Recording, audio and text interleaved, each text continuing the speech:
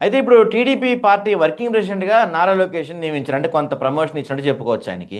అంటే తొందరలో సీఎం చేయబోతున్నాము అనే హింట్ ఇచ్చినట్టేనా ఇది? ముమ్మాటికి ఖచ్చితంగా ఆ రకమైనటువంటి చర్య ఇది. ఎందుకంటే చంద్రబాబు నాయుడు గారు మొదటి నుంచి కూడా తన యొక్క రాజకీయ వారసుడిగా నారా లోకేష్ గారిని ప్రమోట్ చేయాలి, వారు ఖచ్చితంగా నారా లోకేష్ గారిని సీఎంగా చూడాలనేటువంటి సంకల్పంతోనే ఉన్నారన్నది స్పష్టం. కాబట్టి అందులో భాగంగానే వారి యొక్క పార్టీ శ్రేణులకు పరోక్షంగా ఈ యొక్క పదవిని ఇవ్వడం ద్వారా ఇక భావి ముఖ్యమంత్రిగా నారా లోకేషే అన్నటువంటి సంకేతాలని ఇప్పటికే ప్రజల్లోకి అటు పార్టీ శ్రేణుల్లోకి పరోక్షంగా పంపించినటువంటి విధానమే ఇది. అయితే ఈ ఏదైతే తెలుగుదేశం పార్టీ అనుకూల మీడియా ఛానళ్ళు చెప్పుకుంటున్నటువంటి విధంగా నారా లోకేష్ గారు యువతరానికి సంబంధించినటువంటి రాజకీయ నాయకులు కాబట్టి సామాజిక మార్పులు, సామాజిక న్యాయంతో అతిపెద్ద కార్యవర్గాన్ని ఏర్పాటు చేసి అన్ని వర్గాలకి న్యాయం చేసేందుకే ఈ యొక్క కార్యాచరణ జరిగింది అని చెప్పుకుంటున్నారు. మరి అధికారంలో ఉన్నటువంటి పార్టీ రాజకీయ పార్టీ పదవులు ఇవ్వాలా, వారి అభ్యున్నతికి అవసరమైనటువంటి నామినేటెడ్ పదవులను లేదంటే ఆర్థిక ప్రయోజనాలను చేకూర్చేటువంటి పనులను చేయాలా, కేవలం వారి శ్రేణులకి పార్టీ పదవులను ఇచ్చేసి తూతూ మంత్రంగా ఈ అధికారాన్ని అడ్డు పెట్టుకుని వాళ్ళు మాత్రమే లాభపడుతున్నారు. ఇక్కడ పదే పదే ఎవరైతే ముఖ్యమంత్రి గారు చంద్రబాబు నాయుడు గారు తెలుగుదేశం పార్టీ బీసీలకి అండగా ఉంటుంది అని చెప్తారు. కానీ వాస్తవ పరిస్థితుల్లో బీసీలకు ఇచ్చినటువంటి హామీ ఎక్కడ అమలు చేయరు. బీసీ ఉద్యోగులకు రక్షణ కల్పించేదానికి, బీసీలకు రక్షణ కల్పించేదానికి బీసీ రక్షణ చట్టాన్ని తెస్తామన్నది చంద్రబాబు నాయుడు గారే. కానీ ఇంతవరకు చంద్రబాబు నాయుడు గారు 20 నెలల కాలంలో ఆ పని చేయలేదు. 15,000 కోట్ల రూపాయలతో బీసీల కోసం, బీసీల అభ్యున్నతి కోసం, వారి ఆర్థిక ప్రయోజనాల కోసం ఖర్చు చేస్తామన్నారు. మరి 20 నెలల కాలంగా ఒక్క రూపాయిని కూడా బీసీలకు కేటాయించినటువంటి పరిస్థితి లేదు. మరి బీసీ సప్లాన్ని తీసుకొని వస్తామని చెప్పారు. బీసీలందరికీ కూడా ఏదైతే కుల వృత్తులు చేసుకుంటున్నటువంటి బీసీ వర్గాలన్నిటికీ కూడా వడ్రంగులకు, రజకులకు, అదేవిధంగా గొల్లలకు, కురుబలకు వర్గాల వారీగా హామీలు ఇచ్చారు చంద్రబాబు నాయుడు గారు. మరి ఒక వర్గాన్ని కూడా ఈరోజు పట్టించుకున్నటువంటి పరిస్థితి కనిపిస్తుందా? కేవలం అధికారాన్ని చంద్రబాబు నాయుడు గారు, లోకేష్ గారు, పవన్ కళ్యాణ్ గారు ఈ యొక్క అధికార ప్రయోజనాలని, అధికారంలో ఉన్నటువంటి ఫలాలను వాళ్ళే తీసుకుంటున్నారు. కానీ వాళ్ళని నమ్మినటువంటి వర్గాలకు ఎవరికైనా న్యాయం చేస్తున్నారా? లేనటువంటి పరిస్థితి. కాబట్టి ఇవన్నీ కూడా కప్పిపుచ్చుకోవడానికే ఈరోజు నారా లోకేష్ గారికి జాతీయ పార్టీ వర్కింగ్ ప్రెసిడెంట్ గా పదవి ఇవ్వడము, దాని వెనక ఈ సమీకరణలన్నీ కూడా మేము పాటించాము అని ఈ రకమైనటువంటి కుట్రకు తెరలేపారు తప్ప అందులో ఏమాత్రం కూడా నైతికత లేదు. మరి అంటే ఇప్పుడు దీనికి కూటమి, అంటే ఇప్పుడు కూటమి పార్టీలు అంగీకరిస్తాయా? పవన్ కళ్యాణ్ గారి పరిస్థితి ఏంటి? జనసేన పరిస్థితి ఏంటి?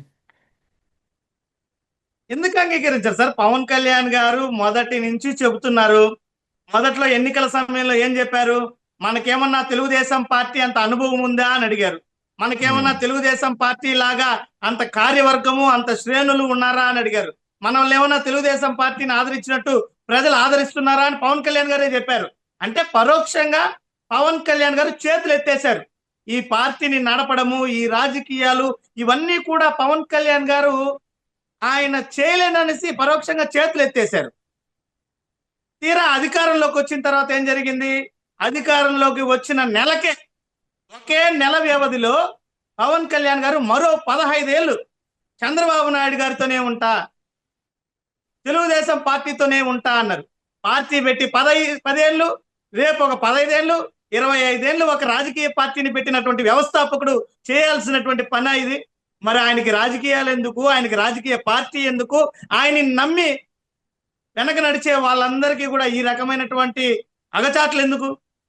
కాబట్టి పవన్ కళ్యాణ్ గారు ఖచ్చితంగా నిర్మోహమాటంగా ఈరోజు చంద్రబాబు నాయుడు గారు ముఖ్యమంత్రిగా ఉన్నా, రేపు నారా లోకేష్ గారు ముఖ్యమంత్రి అయినా, పొరపాటున బాలకృష్ణ గారు ముఖ్యమంత్రి అయినా, శంకర జాతి వెధవలు పవన్ కళ్యాణ్ వెనక తిరిగే వాళ్ళు అని ఎవరైతే మాట్లాడారో పవన్ కళ్యాణ్ గారిని, అలాంటి బాలకృష్ణ గారు ముఖ్యమంత్రి అయినా పవన్ కళ్యాణ్ గారు ఆ జెండాలని మోస్తూనే ఉంటారు. ఇది పవన్ కళ్యాణ్ గారు స్పష్టం చేసేసారు. కాబట్టి ఈరోజు అధికారంలోకి రావడానికి పవన్ కళ్యాణ్ గారు చంద్రబాబు నాయుడు గారు, లోకేష్ గారు ఏ రకంగా ప్రజల్ని మోసం చేశారో అదే విధంగా వీళ్ళందరికీ కూడా మద్దతు ఇచ్చినటువంటి కేంద్ర ప్రభుత్వం, భారతీయ జనతా పార్టీ, ఈ పార్టీలన్నిటి తప్పిదాలను, మోసాలను ప్రజలు గ్రహించారు. కాబట్టి వాళ్ళు కలిసి ఉన్నా లేదు మళ్ళీ విడిపోయామని నాటకాలు ఆడినా వాళ్ళందరికీ కూడా రాబోయే 2029లో రాజకీయ సమాధి ప్రజలు కొడతారు. ఈ రాజకీయాల్లో అధికారులు కలుషితమైపోయినప్పటికీ కూడా దేశంలో న్యాయ వ్యవస్థ ఇంకా సజీవంగానే ఉంది. కాబట్టి రేపు ఎవరైతే చట్టాలను అతిక్రమించి పని చేస్తున్నటువంటి అధికారుల్ని ఖచ్చితంగా న్యాయస్థానాల ముందు నిలబెడతాం.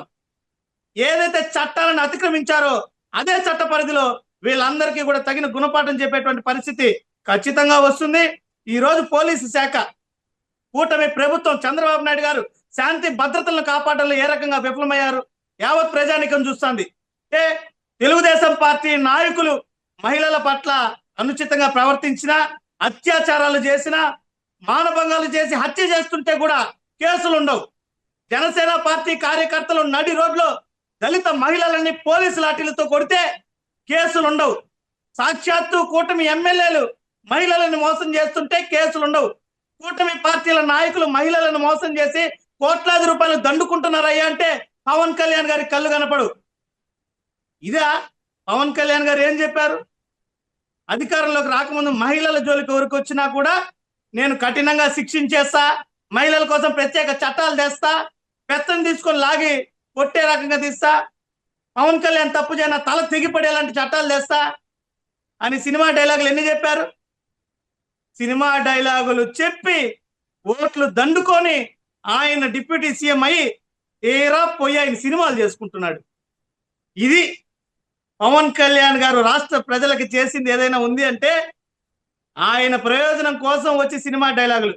అంటే పవన్ కళ్యాణ్ గారు చెబితే తెలుగుదేశంకి ఓటేయాలి, పవన్ కళ్యాణ్ గారు చెప్తే మళ్ళీ తెలుగుదేశాన్ని వ్యతిరేకించాలి. మళ్ళీ పవన్ కళ్యాణ్ గారు వచ్చి నా తల్లిని దూషించారు, నన్ను అవమానించారు, ఈ తెలుగుదేశం పార్టీ పూర్తి అవినీతి పార్టీ అంటే ఎస్ శభాష్ అని జనాలు తప్పట్లు కొట్టాలి. మళ్ళీ వచ్చి లేదు లేదు జగన్మోహన్ రెడ్డిని ఎదుర్కోవాలంటే మనం మళ్ళీ తెలుగుదేశంతో జతగట్టాలి, ఆ జెండా మోయండి అంటే మళ్ళీ వాళ్ళు మోయాలి.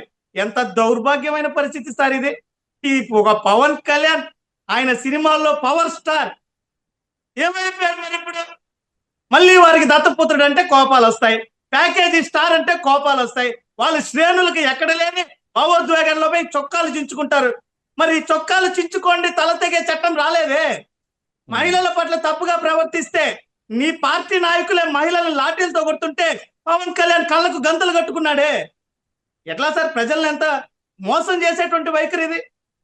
పవన్ కళ్యాణ్ సంబంధించినటువంటి పార్టీ నేతలు ఇప్పటి వరకు అనేక రకాలైనటువంటి ఘటనలు, మహిళలను మోసం చేసిన, మహిళని కొట్టిన, మానభంగాలు చేసిన, పిఠాపురంలో ఒంగోలులో హత్య చేసిన ఎక్కడ చర్యలు పవన్ కళ్యాణ్ గారు తీసుకున్నారు?